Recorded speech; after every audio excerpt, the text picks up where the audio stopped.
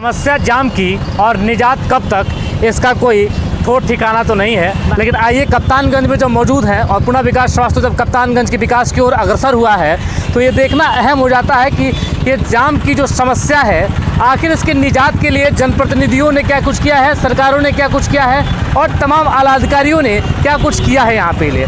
हालांकि आचार संहिता के पहले आनन फानन में उसका उद्घाटन भी कर दिया गया था। किसका उद्घाटन किया था ये आपको संक्षेप में भी बताते हैं हम। लेकिन पहले इस जाम को देखिए, आती जाती गाड़ियों को देखिएगा और धूप में, इतनी चिलचिलाती धूप में जब हम पसीने पसीने हो गए हैं तो ये लोग हैं जिनको किसी को दवाई के लिए, किसी को परीक्षा के लिए, किसी को ज़रूरी काम के लिए जाना पड़ रहा है। उम्मीद तो है लेकिन इस उम्मीद का किरण आखिर उजागर कब होगा ये देखने वाली बात होगी। फिलहाल कप्तानगंज जो अपने आप में बहुत बड़ा महत्व रखता है, बड़ा इतिहास रखता है, तमाम अलग अलग बातों से, मापदंडों से, राजनीतिक धुरंधरों का भरमार है यहाँ पे, बावजूद इसके भी निजात की समस्याओं से, अब देखिए जाम की जो समस्या है इससे निजात नहीं पाया जाता है। आगे ट्रक है, ये तमाम गाड़ियाँ आती जाती नज़र देख रहे हैं आपको, लेकिन आखिर इससे निजात कब मिलेगा, लोगों को सुविधाएँ कब मिलेगी आने जाने की, इधर जाने के लिए। ये देखिए रेलवे ट्रैक है आखिर, तो ये रेलवे ट्रैक बाधित कर देता है आवागमन को पूर्ण रूप से, क्योंकि यही एक टर्निंग पॉइंट है जहां से गाड़ियां टर्न करके यू टर्न लेके इस तरफ जाती हैं।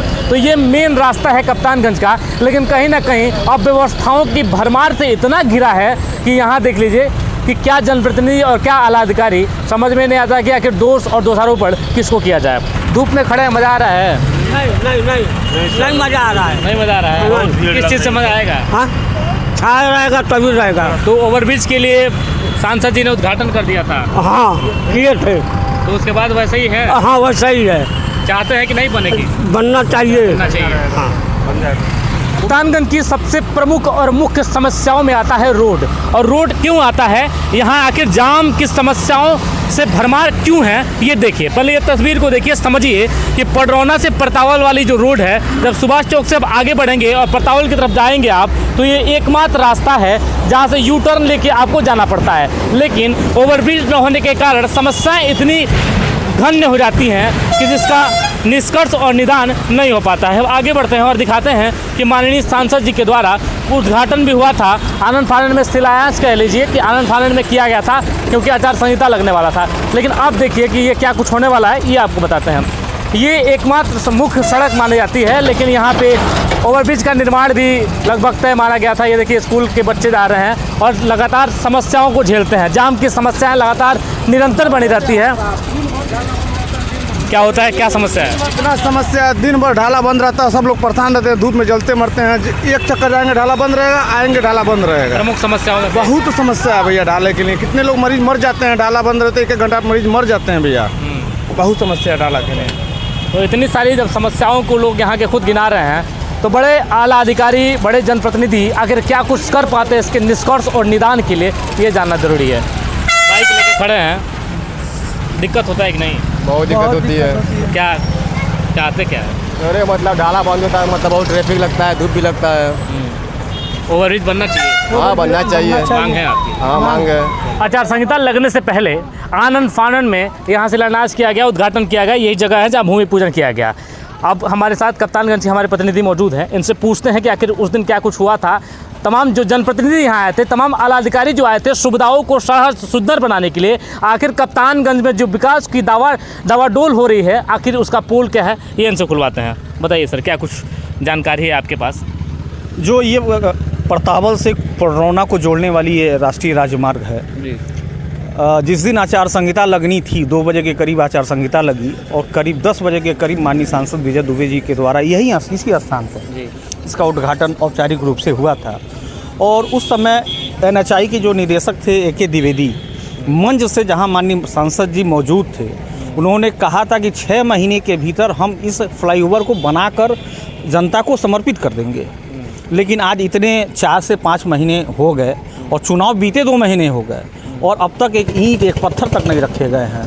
आप मौके पे दे सकते हैं। बिल्कुल। अच्छा, जब तमाम लोग और भी कह रहे थे कि सर्वे हो रहा है, चल रहा है सर्वे, तो कहीं ना कहीं सर्वे तो पहले हुआ होगा, तभी तो शिलान्यास की बारी आई, भूमि पूजन किया गया। देखिए सर्वे बिना सर्वे हुए इसका DPR तक नहीं बना होगा। बिल्कुल। बजट सैंक्शन नहीं हुआ होगा, और जब बजट सैंक्शन नहीं होगा तो बनने का सवाल ही नहीं उठता है। तो डीपीआर बना हुआ है, करीब करीब 5 करोड़ के समथिंग इसका डीपीआर है, जो मुझे जानकारी है। और धन भी अवमुक्त हो चुका था, आचार संहिता के पहले धन अवमुक्त हो चुका है।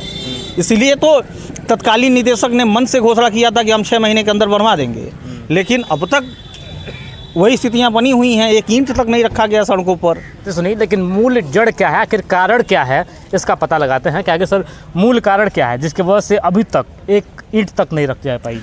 देखिए, जब इसका डीपीआर बनने को था राष्ट्रीय राजमार्ग के द्वारा, उस समय एक समस्या सामने आ रही थी।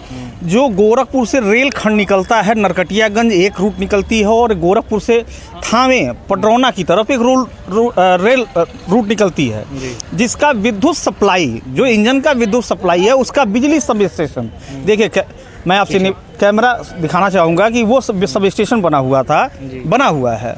तो राष्ट्रीय राजमार्ग ये कह रहा था कि आप उसको तोड़िए, पेच यहीं फंसा रेलवे और राष्ट्रीय राजमार्ग में। एनओसी की जरूरत पड़ रही है। एनओसी की जरूरत पड़ी, एनओसी रेलवे दे नहीं रहा था, इसलिए ये मामला 6 महीने अधर में अटक गया। लेकिन एनओसी दोनों तरफ से मिलने के बाद रेलवे ने अलग एनओसी जारी किया, राष्ट्रीय राजमार्ग ने उनको एनओसी जारी किया कि आप फ्लाईओवर बना सकते हैं। लेकिन उसमें जो अंतर है, जो विद्युतीकरण का जो ऊपर वाला पोर्शन है, उससे 15 फीट ऊपर उस फ्लाईओवर का निर्माण करने का एनओसी रेलवे द्वारा जारी किया गया। इस आधार पर इस समन्वय बैठाकर इस कॉन्ट्रैक्ट को पूरा किया गया, तब जाके निर्माण कार्य और ये शिलान्यास शुरू हुआ। लेकिन अभी तक वही का मामला ठंडा बस्ते में पड़ा हुआ है।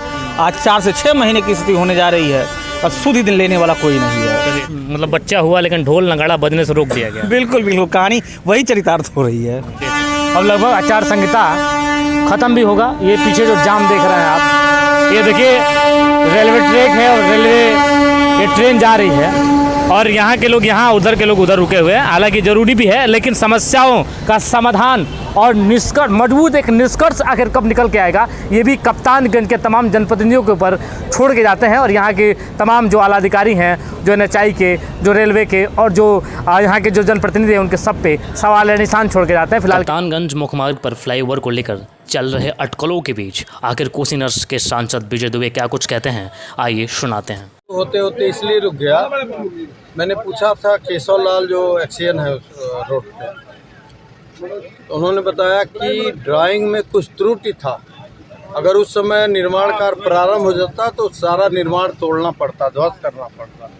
उसके सुधार के लिए लोग भेजे थे, जो कि 10-15 दिन में वो आ जाएगा, और 20 दिन में कहें कि काम पुनः व्यवस्थित रूप में शुरू होगा, जो कि ड्राइंग की त्रुटि जो थी उसकी सुधार। इजाज़त दीजिए, मैं आपके साथ विकास श्रीवास्तव और आप देख रहे हैं कोसी नर्स समाचार। कैमरे पर संदीप मिश्रा, सहयोगी डी के पांडे के साथ।